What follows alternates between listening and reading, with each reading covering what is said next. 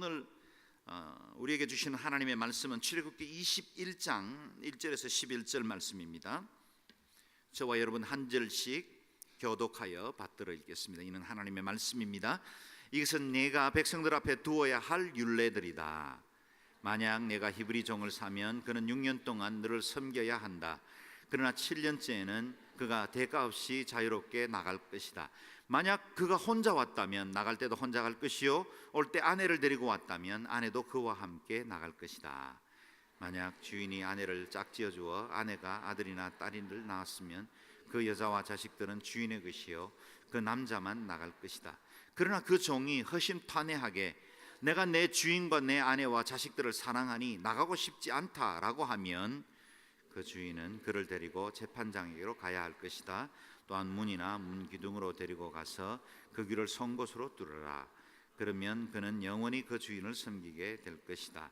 어떤 사람이 자기 딸을 종으로 팔면 그 종은 남종처럼 자유롭게 나가지 못할 것이다. 주인이 자기가 가지려고 산 그 여종을 기뻐하지 않으면 주인은 여종을 속량해 주어야 한다. 그가 그 여종을 속였기에 이방 민족에게 팔아넘길 권리는 없다. 그가 만약 자기 아들에게 주려고 산 것이라면 그는 그 종을 딸처럼 대해야 할 것이다. 만약 그가 다른 아내를 드린다 해도 그는 그 여종에게 먹을 것, 입는 것, 그리고 아내 되는 권리를 제한할 수 없다. 함께 읽습니다. 만약 그가 이 세 가지를 여종에게 해줄 수 없다면 여종은 대가 없이 자유롭게 나갈 것이다. 아멘.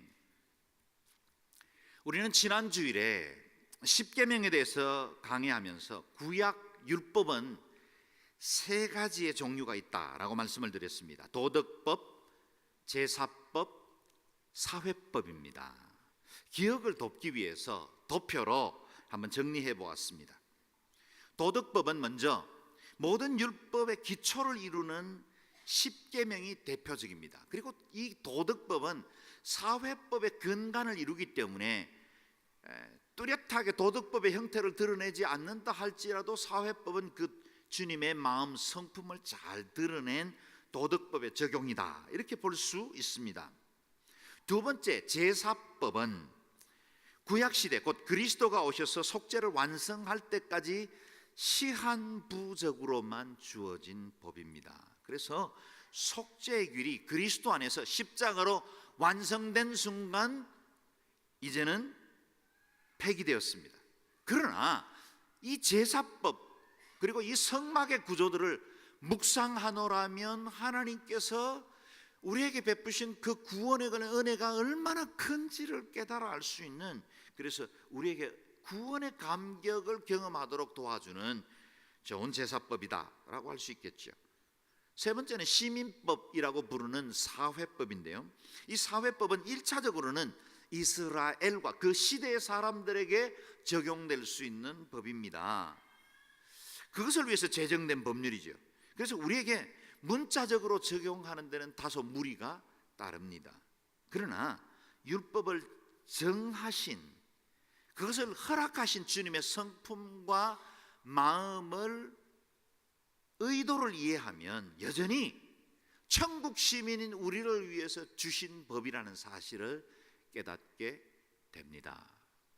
그래서 도덕법은 영원히 변치 않는 모든 법의 기초가 되는 법이요, 모든 사회, 모든 시대에 그대로 적용되어야 하는 법입니다. 그리고 제사법은 한시적으로 주어졌지만 우리에게 은혜를 끼치는 법이고, 사회법은 오늘 우리에게 재적용함으로 그리스도의 제자들이 삶을 살아갈 때 중요한 삶의 원칙으로 얻을 수 있는 원리가 됩니다. 먼저 1절 말씀을 같이 읽겠습니다. 시작. 이것은 내가 백성들 앞에 두어야 할 율례들이다. 아멘. 백성들 앞에 두어야 할 율례, 곧 하나님의 말씀을 지켜서 하나님의 뜻을 준행하라 라고 주신 말씀들이다 그랬는데, 이어지는 말씀들은 히브리 종에 대한 규례입니다. 종에 대한 규례. 이제 막 출애굽한 이스라엘이 하나의 국가 공동체, 민족 공동체를 이루었습니다. 그 공동체에 주셔야 할 규례들이 얼마나 많았을까요? 그런데 이 십계명, 모든 율법의 기초가 되는 이 도덕법을 말씀하신 이후에 바로 첫 번째 주신 규례가 종들에 관계되는 규례다 라는 건 우리에게 좀 뜻밖이라는 사실을 알게 됩니다. 고대 당시 가장 유명한 법전은 바벨론의 함무라비 법전이죠. 이 함무라비 법전은 282개의 조항이 있습니다. 그 법전에도 노예에 관한, 종에 관한 규례가 있죠. 그런데 그 규정은 맨 마지막에 5개 정도의 규정이 기록되어 있습니다. 오늘 율법의 첫 번째 종에 관한 규례를 기록한 것과는 굉장히 큰 차이를 드러내죠. 그리고 그 5개의 규정조차도 주인의 권익을 보호하기 위해서 종들을 어떻게 다뤄야 하는지에 관한 규례를 다룹니다. 그래서 종이 주인을 제대로 인정하지 않고 권위를 순종하지 않으면 귀를 베어라, 그런 규정은 나와 있습니다. 그러나 오늘처럼 이 본문처럼 주인을 이 종을 소유물처럼 여기는 시대에 종의 권익을 보호하기 위해서 율법의 첫 번째 기록했다는 건 굉장히 놀라운 하나님의 자비를 드러냅니다. 종들의 권리와 인권을 보호하는 말씀이죠. 2절 말씀을 같이 읽겠습니다. 시작. 만약 내가 히브리 종을 사면 그는 6년 동안 너를 섬겨야 한다. 그러나 7년째는 그가 대가 없이 자유롭게 나갈 것이다. 아멘. 당시에는 3가지 경우에 종이 되었습니다. 첫 번째는 부모가 종이기 때문에 출생적으로 태어나서 종의 신분이 되는 경우가 있었고, 또 오늘 본문에 기록된 것처럼 채무를 졌는데 그 빚을 갚을 수가 없어서 대신 종으로 팔려간 경우들이 있습니다. 세 번째 경우는 전쟁을 치러서 공동체가 전쟁에서 패했을 때 적들에 의해서 종의 신분이 되어버리는 그런 경우들이었죠. 오늘 본문은 히브리 종, 다시 말하면 동족 중에서 어쩔 수 없이 종이 된 경우를 어떻게 다룰 것인가 하는 규례입니다. 비록 힘든 상황을 만나 다른 집에 종이 되기는 했지만 이스라엘 백성들은 여전히 하나님 앞에서는 자주권을 가진 자윤이다 라는 사실을 주님은 오늘 이 말씀을 통해서 가르치는 것입니다. 하나님께서 이집트에 종살이하던 노예된 이스라엘을 구속해서 자유인이 되게 했습니다. 그리고 율법을 주심으로 하나님의 그 영광과 은혜를 누리게 만들어 주셨습니다. 그들이 다시 경제적인 상황이나 어떤 환경 때문에 종살이로 전락해버리는 것을 하나님은 원치 않습니다. 사회 제도를 유지하기 위해서 주님이 얼마간에 그 고시대에, 고대에 일어난 일들을 인정하기는 하지만, 그러나 여전히 하나님은 열국 가운데 제사장 나라로 삼으시고, 그리고 친히 자기 백성으로 인쳐셨던 하나님의 사람들을 종살이로 그냥 방치하지 않는다는 것입니다. 고유의 신분, 하나님의 백성되고 제사장으로 주어진 그 영광스러운 신분은 어떤 환경, 어떤 조건, 어떤 어려움 중에도 파괴될 수 없다는 사실을 보여줍니다. 그래서 어떤 큰 빚을 졌든지 간에 6년간 종으로 섬겼다면 7년째는 자유인으로 회복하게 만든 보호장치였다라는 겁니다. 당신은 한번 종이 되면 일평생, 그리고 그 자식들까지 계속해서 대물림으로 노예로 살아야 하는 것들이 일반적인 법이었습니다. 그런 고시대에 이와 같이 자유민의 신분을 회복할 수 있도록 만들어준 부분, 얼마나 하나님의 큰 긍휼과 자비를 드러내느냐 하는 겁니다. 하나님은 우리가 어렵고 고통당하는 환경 가운데 있지만 우리의 신분이 그곳에 묶여서 종의 자리로 전락하는 것을 원치 않습니다. 어떤 환경, 어떤 조건을 만나든지 간에 우리가 회복되기를 원하십니다. 실패해도 다시 일어날 수 있도록 제도적으로 보호해 주십니다. 하나님의 백성들에게도 고난도 있고 힘든 시간도 지나가고 내가 가지고 있던 그 은혜의 많은 분깃들을 잃어버리고 예배의 감격을 상실하는 때도 있습니다. 그러나 하나님은 이 고난의 환경이 우리를 절망 가운데로 내동댕이 치는 것을 원치 않습니다. 혹시 죄를 지어 주님과의 관계가 단절된다 할지라도, 그래서 지금은 어쩔 수 없이 세속의 노예처럼 살아간다 할지라도, 하나님은 하나님의 친백성들을 선택하신 사람들을 반드시 주께로 돌이키시고야 맙니다. 그래서 개인적으로는 7년이 되면 자유하는 법을 주셨습니다. 국가적으로는 50년이 되면 희년을 선포하시고, 7번이 반복되면 어떤 채무도 해결받게 하셨습니다. 그리고 어떤 종살이나 자신의 신부민의 어려움을 겪는다 할지라도 그것이 조건 없이 해방을 누릴 수 있도록 만들어 주신 것입니다. 혹 고난당하고 계십니까? 여러분의 고난이 잠깐 동안 그 6년의 고역이 되기를 바라고, 그것이 이제는 회복되는 자유인으로 온전히 해방시켜 주시는 그 하나님의 손, 그것을 믿고 신뢰할 수 있기를 바랍니다. 긴 광야를 지나십니까? 그것 또한 한시적이 될 것입니다. 하나님이 우리를 향하신 당신의 사랑을 결코 거두지 않을 것입니다. 환난입니까? 적신입니까? 위협입니까? 칼입니까? 하늘의 존재입니까? 천사입니까? 땅의 존재입니까? 땅 아래 어떤 존재입니까? 그 어떤 것들도 하나님의 사랑에서 우리를 결단코 끊을 수 없습니다. 우리는 하나님의 백성이기 때문에, 하나님의 소유이기 때문에, 하나님이 어떤 환경, 어떤 조건에 있든지 간에 반드시 우리를 회복시키시고 자유케 하실 줄로 믿습니다. 이사야 14장 3절 말씀에 보면 여호와께서 너를 슬픔과 곤고와 및 내가 수고하는 고역에서 놓으시고 안식을 주시는 날이 올 것이라고 말씀하고 계세요. 여러분의 인생의 결론이 언제나 회복이요 자유인 줄로 믿으시기를 바랍니다. 고난 중에 있거든 두려워하고 낙심해서 절망하지 말고 하나님이 회복하시는 그 은혜의 날들을 소망할 수 있기를 바랍니다. 또한 7년이 되어 자유케 하실 때 하나님은 그냥 보내시지 않습니다. 신명기 15장 13절 14절 말씀을 같이 읽습니다. 시작. 그리고 내가 그를 놓아줄 때에는 빈손으로 보내지 마라. 내 양들이나 내 타작마당이나 내 포도주 틀에 있는 것들을 너에게 넉넉히 베풀어라. 너희 하나님 여호와께서 너에게 복 주신 것처럼 그에게 주어라. 아멘. 6년의 노역이 끝나고 자유케 될 때는 빈손으로 보내지 말아라. 우리로 표현하면 아마 퇴직금에 해당될까요? 그동안 수고한 것에 대한 모든 수당들을 모아서 보내는 것으로 비유할 수 있겠습니다. 이렇게 베풀 이유가 이어지는 15절 말씀에 기록됩니다. 15절 말씀 같이 읽겠습니다. 시작.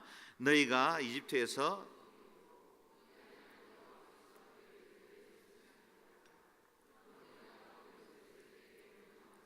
아멘. 너희도 종살이 하지 않았느냐? 너희도 430년 다른 사람들의 권위 아래서 고통받는 시간을 갖지 않았느냐? 그때를 기억하고 종들에 대해 긍휼과 공평으로 대하라는 말씀입니다. 특별히 이스라엘 가운데서도 가장 소외되기 쉽고 사람들에게 경홀히 여김을 받을 수 있는 이 종의 신분들을 첫 번째로 다루심으로 하나님이 철저하게 낮아진 자, 소외된 자에게 은혜와 긍휼을 베푸시는 것을 보여주고 계십니다. 원래 우리 온누리교회 표처럼 낮은 곳, 더 낮은 곳으로 내려가야 할 이유가 여기에 있는 것입니다. 하나님은 역사적으로 더 많은 학대와 피해자였던 여성들에 대해서는 더 큰 긍휼로 대하십니다. 7절 말씀을 같이 읽겠습니다. 시작. 어떤 사람이 자기 딸을 종으로 팔면 그 종은 남종처럼 자유롭게 나가지 못할 것이다. 가난이나 채무에 쪼달려서 자기 딸을 어쩔 수 없이 팔게 되었을 때를 말하고 있습니다. 우리 시대에는 상상도 할 수 없는 이야기죠. 용납할 수 없는 것입니다. 내가 종으로 갔으면 갔지.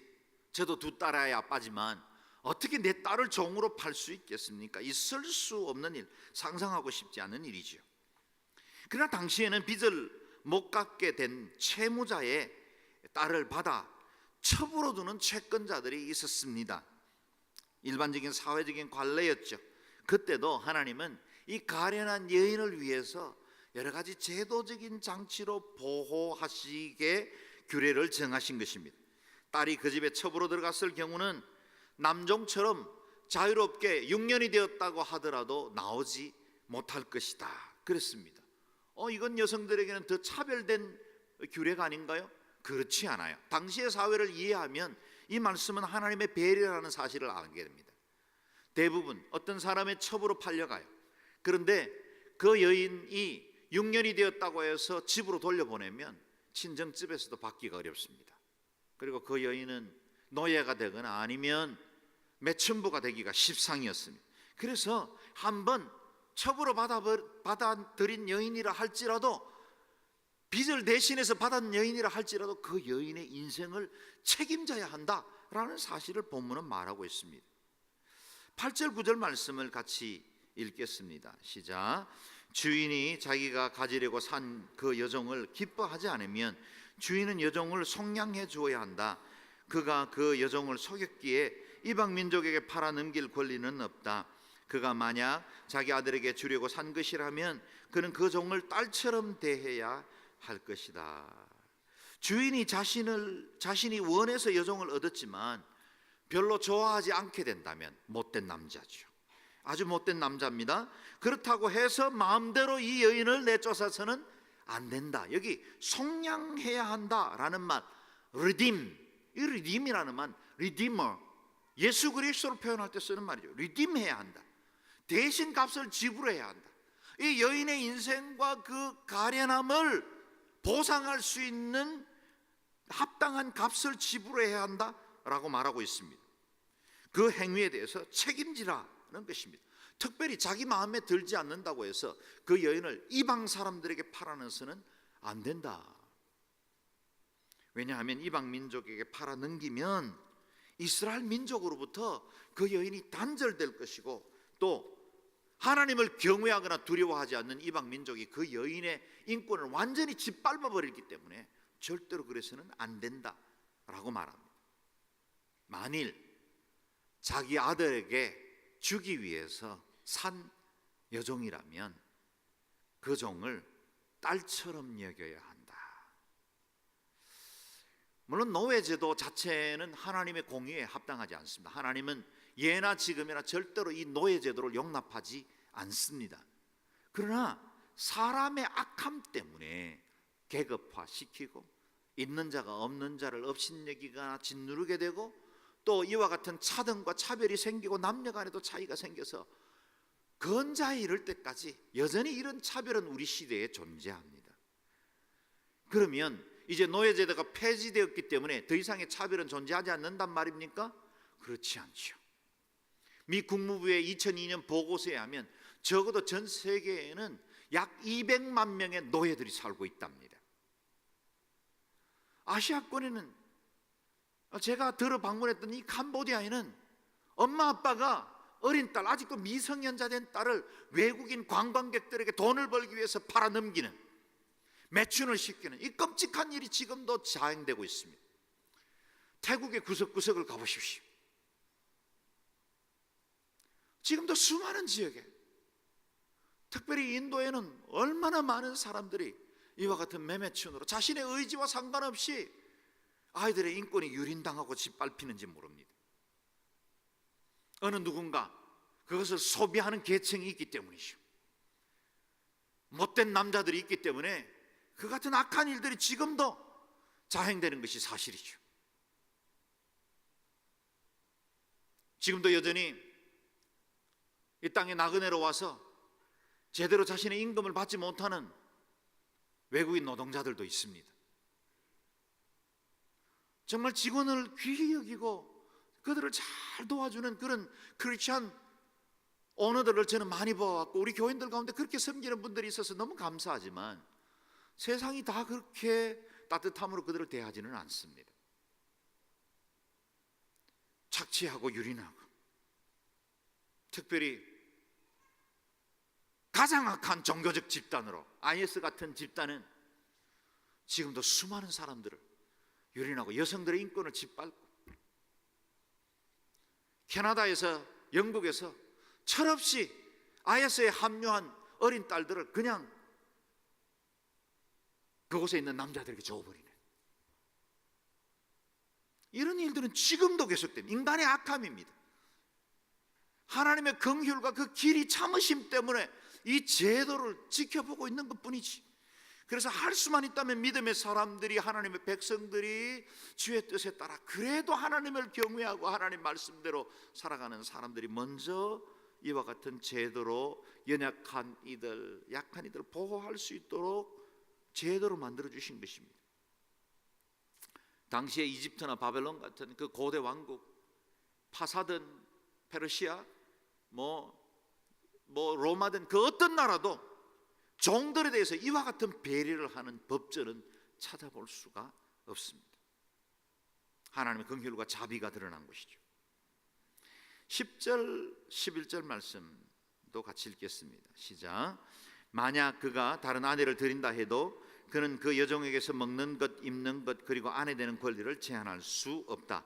만약 그가 이 세 가지를 여종에게 해줄 수 없다면 여종은 대가 없이 자유롭게 나갈 것이다. 만약 다른 아내를 맞이해서 이 여종이 그냥 많은 여인들 중에 하나이고 또는 그 여종에게 더 이상 관심이 없는 신세가 된다 할지라도 이 여종에게 세 가지는 보장해 줘야 한다. 오늘날은 이거 아무것도 아니지만 당시에는 그야말로 생존의 문제였습니다. 세 가지: 먹는 것, 입는 것, 아내로서의 권리. 이 아내로서의 권리는 동침하는 것을 포함해서 그 가정에 아내 된 자의 역할을 할 수 있도록 보장을 해줘야 된다는 거예요.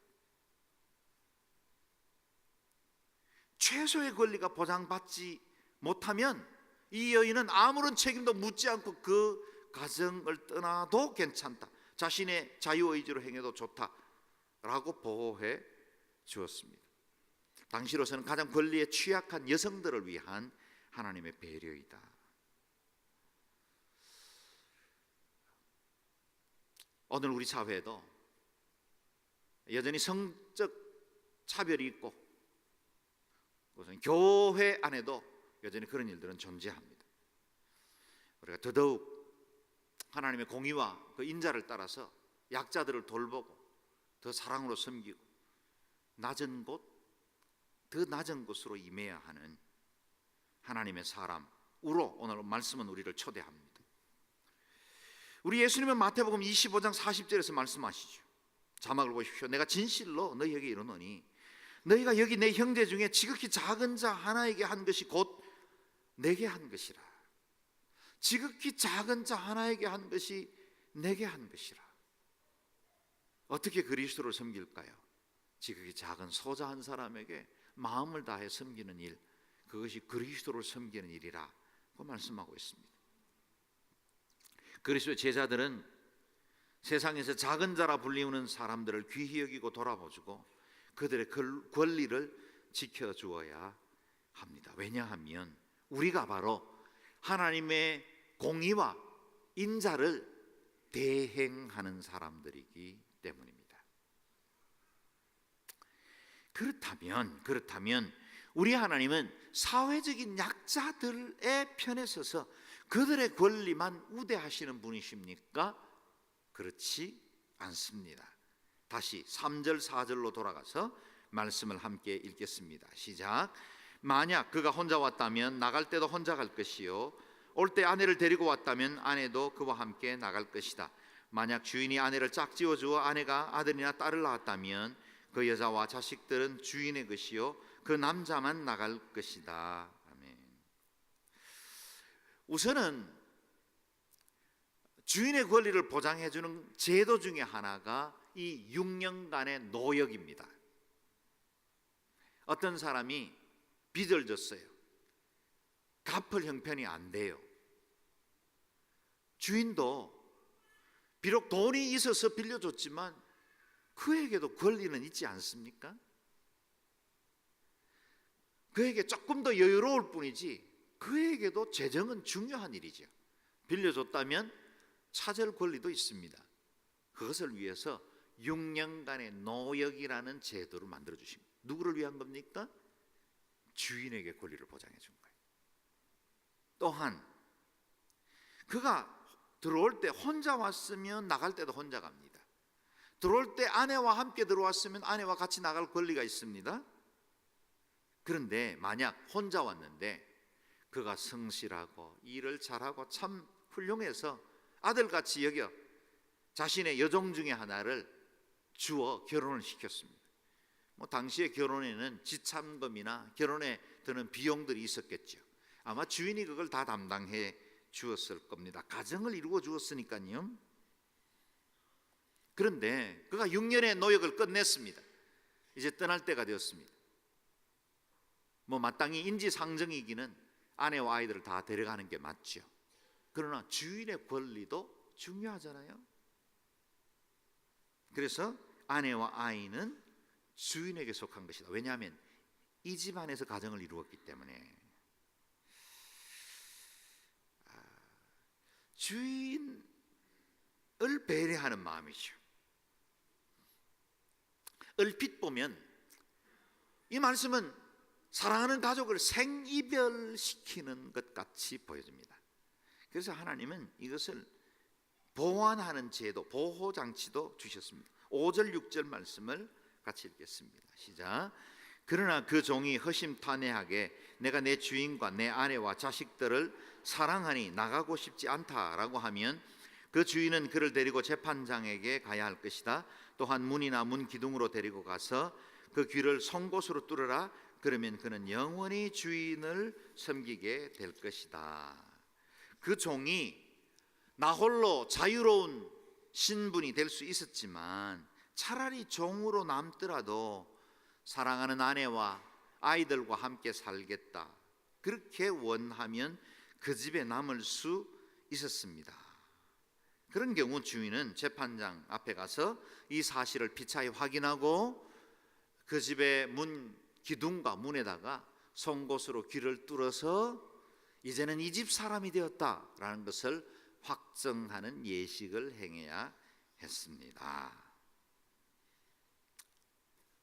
얼마만큼의 종이 오늘 본문 말씀대로 그 주인에게 남아서 종의 신분을 그대로 유지했는지는 알 수는 없습니다. 그와 같은 기록은 별로 남아있지 않기 때문에요. 그러나 오늘 말씀을 배경으로 이런 스토리 하나를 저는 만들어 보았습니다. 한 종이 주인의 집에 들어와서 성실하게 일을 했습니다. 빚진 것도 있었고, 그리고 자신에게 주어진 기간은 최선을 다하기로 결심을 했습니다. 그래서 주인의 마음에 쏙 들 만큼 충성스럽게 일을 했습니다. 주인이 여종 하나를 그에게 붙여주어 결혼을 시킵니다. 두 사람은 어렵고 힘든 가운데 종살이하는 것이 무슨 즐거움이 있겠습니까? 그럼에도 불구하고 서로 사랑하고 귀히 여기고 주인을 잘 섬겼습니다. 정말 금슬 좋은 부부로 살았죠. 아이도 낳았습니다. 그런데 6년이 가까워자 점점 두 부부 사이에 염려가 생기고 말수가 적어지기 시작합니다. 남편은 지난 6년간 성실하게 일해왔지만 언젠가는 다시 자유인이 될 것이라고 기대하고 있었습니다. 비록 주인도 좋은 분이고 또 이곳에서 일하는 것이 그다지 어렵지는 않지만 그래도 자유인으로 살고 싶었습니다. 3년이 남았습니다. 2년이 남았습니다. 1년 6개월, 그렇게 손꼽아 자유의 날을 기다리고 있었습니다. 그런데 정작 그 자유의 날이 가까울수록 자신이 사랑하는 아내와 아이들을 데리고 이 집을 나갈 수는 없다는 사실이 현실감 있게 다가오기 시작했습니다. 하룻밤에도 마음이 10번도 더 바뀝니다. 여기서 평생 종으로 살 수는 없다. 나는 나가고 싶다. 자유인이 될 거야. 아니다. 내가 어떻게 사랑하는 아내와 아이들을 두고 이 집을 떠날 수가 있단 말인가? 그러면 아내와 아이들의 인생은 어떻게 돼? 혼란스럽고 고통스러운 고민이 계속됩니다. 어느 순간에는 이기적이 되었다가 어느 순간에는 그럴 수 없는 자신 때문에 슬퍼서 밤잠을 이루기가 힘듭니다. 그러다가 어느 날 마음의 결심을 합니다. 주인에게 나는 이제 종으로 남아 내 아내와 아이들을 안고 이 가정에 살겠습니다. 그리고 재판장 앞에 자신의 결정을 알립니다. 자신이 매일매일 출입하던 그 문, 바로 그 문에다가 이제는 내가 이 문을 마음대로 출입할 수 없다는 서약으로 자기 귀를 대고 송곳으로 구멍을 뚫습니다. 자기 몸에서 따뜻한 피가 흘러서 얼마간은 자기 몸으로 타고 흘러내리고 얼마간은 그 집 문 기둥으로 타고 흘러내리는 걸 보게 됩니다. 어려울 줄 알았습니다. 그런데 왠지 모를 또 다른 자유가 그 마음속에 자라나기 시작했습니다. 이제는 빚 때문도 의무 때문도 아닙니다. 얼마든지 자유인으로 살아갈 수 있지만 사랑 때문에 스스로 종이 된 것입니다. 귀뚫은 종, 귀뚫은 종이 된 것입니다. 자발적인 종, 사랑의 종이 되었습니다. 이전에는 의무 기간이 끝날 때까지 빚진 마음으로 살았고 그 날이 채워지기까지만 하면 되리라고 기다렸는데 이제는 새로운 자유, 사랑하는 사람들과 함께 자발적 종으로 이 집을 섬길 수 있게 되었습니다. 이전에 없었던 부여와 자유함이 그 마음속에서 자리 잡기 시작했습니다. 스토리입니다. 그런데 이 스토리를 우리를 위해서 이루신 분이 계십니다. 예수 그리스도십니다. 하늘 보좌 버리시고 하나님과 동등됨을 취할 것으로 여김받아야 마땅하신 분이신데 자기를 비어 종의 형체를 가졌고 낮추시되 죽기까지 복종하시고 사람의 모양으로 이 땅에 오셨습니다. 그리고 저 처참한 십자가에서 자신의 피를 흘리시되 귀에 송곳을 뚫은 정도가 아니라 양손과 양발에 대못을 박으시고 그 피 보혈을 흘려주심으로 우리에게 온전한 영적 자유를 누리게 하셨습니다. 자신에게는 얼마든지 12영이나 더 되는 하늘의 천군 천사의 권세를 가지신 분이지만 아무 힘도 쓰지 않으셨습니다. 자유로우실 수 있는 분이셨습니다. 얼마든지 하늘의 본체에서 누릴 영광이 있었습니다. 그러나 그것 거절하시고 기꺼이 사랑 때문에 자발적인 종이 되어 주셨습니다. 이 깃뚫은 종 그리스도 때문에 우리는 영원한 자유를 누리게 되었고 참된 자유인이 되었습니다. 그 자유인에게 주님은 다시 우리를 초대하셔서 나와 함께 종된 자리로 가자고 초대하십니다. 갈라디아서 5장에는 종과 자유에 대한 역설적 메시지, 파라독스를 발견할 수 있습니다. 먼저 1절 말씀 5장 1절을 같이 읽겠습니다. 시작. 그리스도께서 우리를 해방시켜 주신 것은 자유를 누리게 하기 위함입니다. 그러므로 굳건히 서서 다시는 종의 멍에를 매지 마십시오. 아멘. 그렇습니다. 주님께서 우리를 진리로 자유케 하셨습니다. 사망의 권세, 죄의 권세를 깨뜨리시고 그 모든 멍에를 꺾으시고 이제는 종의 멍에를 매지 않아도 되도록 우리를 자유케 하여 주셨습니다. 하나님께서는 당신의 백성들이 누구나 그 무엇에서든지 종되기를 원치 않습니다. 그것이 물질이든 내 자존심이든 내가 그동안 애지중지해오던 내 전통이나 내 경험이나 내 삶에 붙들고 있는 어떤 인간관계이든지 간에 그 어떤 것으로도 하나님은 우리가 종되기를 원치 않습니다. 세상의 종로로 타며 예속되는 삶으로 살도록 우리를 부르지 않으셨습니다. 우리를 자유케 하셨습니다. 이웃에 대하여 대사로 살고 복을 나누고 칭찬과 존경을 받고 하나님의 영광을 드러낼 자로 세워 주셨습니다. 세상이 업신여기고 세상의 비난을 받는 자로 교회를 세우거나 성도를 세운 게 아니라 세상에 대하여 하나님의 살아계심과 그 영광을 호령하듯이 선포하고 하나님의 나라와 그 존귀함과 영광이 얼마나 아름다운지를 우리의 삶을 통해서 드러내게 하시기를 원하십니다. 지금 내가 얼마나 가졌는가, 내 형편이 어떤가 묻지 말고 지금 내가 그리스도께 붙어 있는지, 정말 하나님의 사람으로 왕같은 제사장으로 살고 있는지를 물어보아야 합니다. 우리는 하나님의 자녀들입니다. 왕의 자녀입니다. 죄와 사망으로부터 자유한 자가 되었습니다. 세상을 이길 자로 세움받았습니다. 천사라도 호령할 자로 우리를 세워주셨습니다. 이같이 온전한 자유를 누리는 우리를 하나님은 다시 종의 자리로 초대하십니다. 13절 말씀, 갈라디아서 5장 13절입니다. 읽겠습니다. 형제들이여, 하나님은 여러분을 부르셔서 자유하게 하셨습니다. 그러나 그 자유를 육체의 만족을 위한 기회로 삼지 말고 도리어 사랑으로 서로 종 노릇하십시오. 아멘. 자유를 얻었습니다. 그러나 그 자유로 종 노릇하라고 하십니다. 우리가 얻은 자유는 우리의 육체를 만족하기 위한 기회로 삼아서는 안 됩니다. 도리어 사랑으로 종 노릇하고 다른 사람들을 위해서 종처럼 섬기라라고 말씀하십니다. 이 역설의 메시지를 보십시오. 우리는 온전히 자유를 누리게 되었습니다. 왕같은 제사장으로 구분받았습니다. 그러나 동시에 그 권세와 권위로 종으로, 종된 자로 살아가라고 말씀하십니다. 이에 대해서 종교개혁자 마틴 루터는 그의 논문에서 이렇게 밝히고 있습니다. 그리스도인은 모든 것 위에 군림하는 자유인이고 누구의 종도 아니다. 그러나 그리스도인은 모든 것을 섬기는 종이고 모두의 종이다. 누구에게도 그 어떤 것에서도 예속되지 않았지만 동시에 그 모든 것을 섬기는 자로 부름받았기 때문에 우리는 기꺼이 종 노릇하기로 초대받았습니다.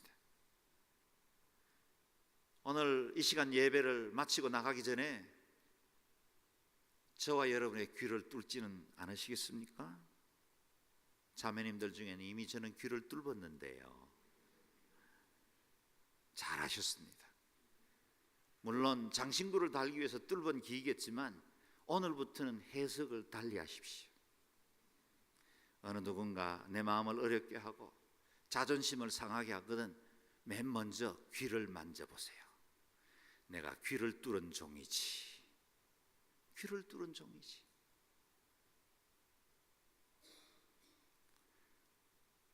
나의 권리를 반납한 자로, 내게 주어진 이 자유의 권세를 하나님의 그 은혜와 주의 뜻을 이루기 위해 기꺼이 들여 문설주 저 십자가에